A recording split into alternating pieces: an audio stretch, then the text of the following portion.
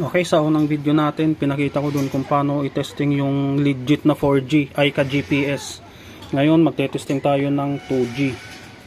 Ito ang karamihan makikita nyo sa marketplace, 2G. 3-pin, tapos ganitong hitsura. Okay, una, lalagyan natin ng SIM.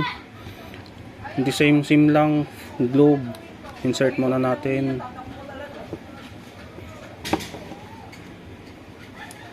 Okay, tapos on natin itong nasa loob. Itong switch niya sa loob, i-on lang natin.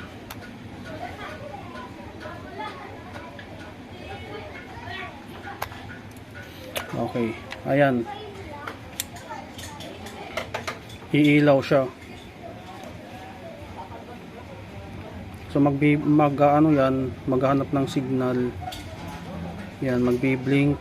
So hintayin lang natin na mag-steady ulit siya para makasagap ng signal. Ulit, ilalagay ko ulit dito sa bintana para makasagap siya ng signal.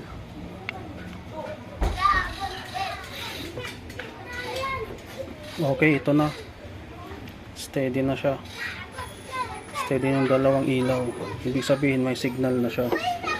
So, testing na natin.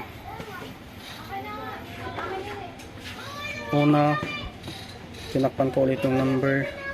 Text muna natin ng DY para sure kung yun ba ang SIM card na nandun.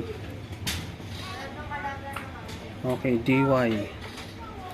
Hintay lang natin mag-reply.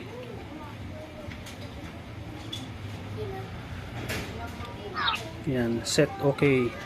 Ibig sabihin cut oil yan. Set okay. So balik natin sa open KY. Hintay lang ulit natin mag-reply. Ito siya. So ito yung GPS na yun. Sunod, ito na. Ite-text na ulit natin ng CXWL. Kapag hindi nag-reply ito, ibig sabihin 2G. Pero pag nag-reply, ibig sabihin 4G. At makikita yan sa reply kung magre-reply man. Ayan.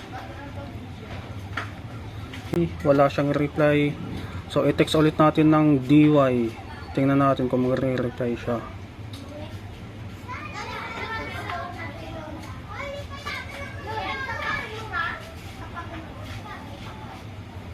Yan, DY set okay, pero sa CXWL wala siyang reply. So text ulit natin ng KY.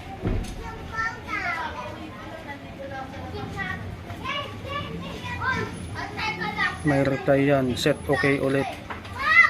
Pero pag itinitext natin ng CXWL, text command ng mga 4G, wala siyang reply kasi 2G lang siya.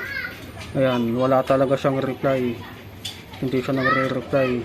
Ite-text ko ng ibang text command, may reply siya. Pero dito sa CXWL, wala. Kasi 2G lang siya. Yan, set okay sa KY, pero sa CXWL, wala. Ito ay 2G. Ganitong GPS, 2G lang to. May iba na nagsasabing 4G daw to. Pero, nasa kanila na yan. Kung may ganito man kayong GPS, mas mabuti i-testing nyo na lang para malaman nyo kung 4G ba talaga yung GPS nyo or hindi. So, ganun lang.